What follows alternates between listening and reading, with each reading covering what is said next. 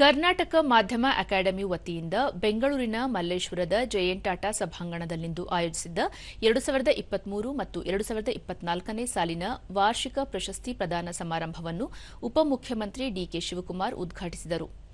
ಈ ವೇಳೆ ಮುಖ್ಯಮಂತ್ರಿ ಅವರ ಮಾಧ್ಯಮ ಸಲಹೆಗಾರ ಕೆವಿ ಪ್ರಭಾಕರ್, ಕರ್ನಾಟಕ ಮಾಧ್ಯಮ ಅಕಾಡೆಮಿ ಅಧ್ಯಕ್ಷರಾದ ಆಯೇಷಾ ಖಾನಂ, ವಾರ್ತಾ ಮತ್ತು ಸಾರ್ವಜನಿಕ ಸಂಪರ್ಕ ಇಲಾಖೆಯ ಸರ್ಕಾರದ ಕಾರ್ಯದರ್ಶಿ ಬಿಬಿ ಕಾವೇರಿ, ಆಯುಕ್ತ ಹೇಮಂತ್ ಎಂ ನಿಂಬಾಳ್ಕರ್ ಮತ್ತಿತರರು ಉಪಸ್ಥಿತರಿದ್ದರು.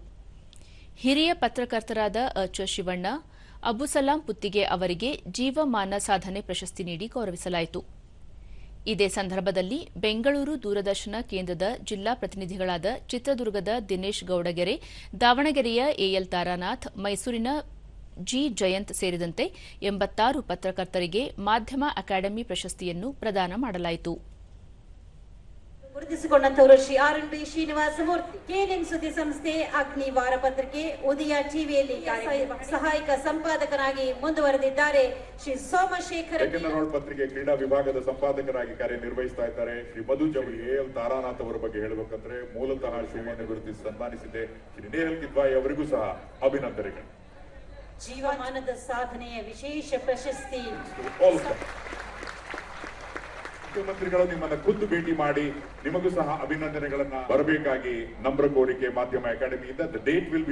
ಪ್ರಶಸ್ತಿಗೆ ಭಾಜರಾಗಿರುವಂತಹ ಎಲ್ಲ ಸಾಧಕರ ಇದೇ ಸಂದರ್ಭದಲ್ಲಿ ಪ್ರಶಸ್ತಿ ಪುರಸ್ಕೃತರ ಪರಿಚಯ ಪುಸ್ತಕ ಬಿಡುಗಡೆ ಮಾಡಿದರು. ಸಾಮಾಜಿಕ ಜಾಲತಾಣ ಜೋರಾದ ಕರ್ತಾಡ ಬರಬೇಕು. ಈಗ ಜಾಲತಾಣಗಳ ಮೂಲಕ ಸಹ ಸವಾಲುಗಳನ್ನ ಎದುರಿಸುತ್ತಲೇ, ಸಂಕಟಗಳನ್ನ ಎದುರಿಸುತ್ತಲೇ ಆಯೇಷಾ ಖಾನಂ ಅವರನ್ನ ಕಂಡಿದ್ದೇವೆ. ಮೊದಲ ಬಳಿಕ ಡಿಕೆ ಶಿವಕುಮಾರ್, ಗ್ರಾಮೀಣ ಮತ್ತು ನಗರ ಪ್ರದೇಶದಲ್ಲಿ ಕಾರ್ಯನಿರ್ವಹಿಸುತ್ತಿರುವ ಪತ್ರಕರ್ತರಿಗೆ ನಿವೇಶನ ನೀಡಲು ಯೋಜನೆ ರೂಪಿಸಲಾಗುವುದು. ಸಮಾಜದಲ್ಲಿ ನಡೆಯುವ ಟೀಕೆ ಟಿಪ್ಪಣಿಗಳನ್ನು ಸರಿಪಡಿಸುವ ಕಾರ್ಯವನ್ನು ಪತ್ರಕರ್ತರು ಮಾಡುತ್ತಿದ್ದಾರೆ. ಕಳೆದ 5 ವರ್ಷಗಳಿಂದ ವಾರ್ತಾ ಮತ್ತು ಸಾರ್ವಜನಿಕ ಸಂಪರ್ಕ ಇಲಾಖೆಯಿಂದ ಕೊಡಮಾಡುವ ಟಿಎಸ್ಆರ್, ಮೊಹರೆ ಹನುಮಂತರಾಯ ಹಾಗೂ ಪರಿಸರ ಪತ್ರಿಕೋದ್ಯಮ ಪ್ರಶಸ್ತಿಗಳನ್ನು ತಮ್ಮ ಸರ್ಕಾರ ಪ್ರದಾನ ಮಾಡಿದೆ ಎಂದರು.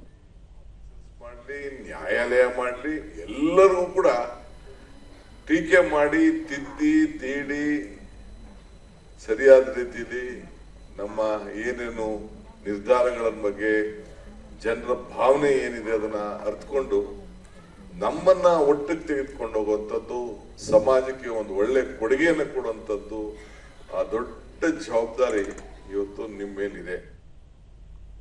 ಆಯೇಷಾ ಖಾನಂ, ಈ ಕಾರ್ಯಕ್ರಮವು ಐತಿಹಾಸಿಕವಾಗಿದೆ. ಕರ್ನಾಟಕ ಮಾಧ್ಯಮ ಅಕಾಡೆಮಿ ಸುಳ್ಳು ಸುದ್ದಿಗಳನ್ನು ತಡೆಗಟ್ಟಲು ಅಗತ್ಯ ಕ್ರಮ ವಹಿಸಲಾಗಿದೆ. ಪರಿಶಿಷ್ಟ ಸಮುದಾಯದವರನ್ನು ಯುವ ಪತ್ರಕರ್ತರಾಗಿ ರೂಪಿಸಲು ತರಬೇತಿ ನೀಡಲಾಗುತ್ತಿದೆ. ರಾಜ್ಯಾದ್ಯಂತ ಮಾಧ್ಯಮದ ಕುರಿತು ಜಾಗೃತಿ ಮೂಡಿಸಲು ಕಾರ್ಯಾಗಾರಗಳು, ವಿಚಾರ ಸಂಕಿರಣ ಹಾಗೂ ಸಮಾರಂಭಗಳನ್ನು ಆಯೋಜಿಸಲಾಗುತ್ತಿದೆ. ಯುವ ಪತ್ರಕರ್ತರು ಪತ್ರಿಕೋದ್ಯಮದ ಮೌಲ್ಯಗಳು, ಶ್ರೇಷ್ಠತೆ, ಪಾವಿತ್ರತೆಯನ್ನು ಕಾಪಾಡಬೇಕಿದೆ ಎಂದರು. Who will take forward? Who will be the torchbearers of who will be the torchbearers of the fourth pillar of the democracy? K V Prabhakar, ಪತ್ರಕರ್ತರ ಅನುಕೂಲಕ್ಕಾಗಿ ರಾಜ್ಯ ಸರ್ಕಾರ ಹಲವು ಯೋಜನೆಗಳನ್ನು ಜಾರಿಗೆ ತಂದಿದೆ. ಪತ್ರಕರ್ತರು ಜನರ ಧ್ವನಿಯಾಗಿ ಕೆಲಸ ಮಾಡಬೇಕು. ವಸ್ತುನಿಷ್ಠವಾದ ಸುದ್ದಿಗಳನ್ನು ಪ್ರಕಟಿಸುವುದಕ್ಕೆ ಹೆಚ್ಚಿನ ಒತ್ತು ನೀಡಬೇಕು ಎಂದು ಕಿವಿಮಾತು ಹೇಳಿದರು. ಪತ್ರಿಕೋದ್ಯಮಕ್ಕೆ ಹೊಸ ಪೀಳಿಗೆಯವರು ಹೆಚ್ಚಿನ ಸಂಖ್ಯೆಯಲ್ಲಿ ಆಕರ್ಷಿತರಾಗುತ್ತಿದ್ದು, ಅವರಿಗೆ ಅತ್ಯಾಧುನಿಕ ತಂತ್ರಜ್ಞಾನ ಕುರಿತು ತರಬೇತಿ ನೀಡಲು ಮಾಧ್ಯಮ ಅಕಾಡೆಮಿ ಕಾರ್ಯಕ್ರಮಗಳನ್ನು ರೂಪಿಸಬೇಕು ಎಂದರು.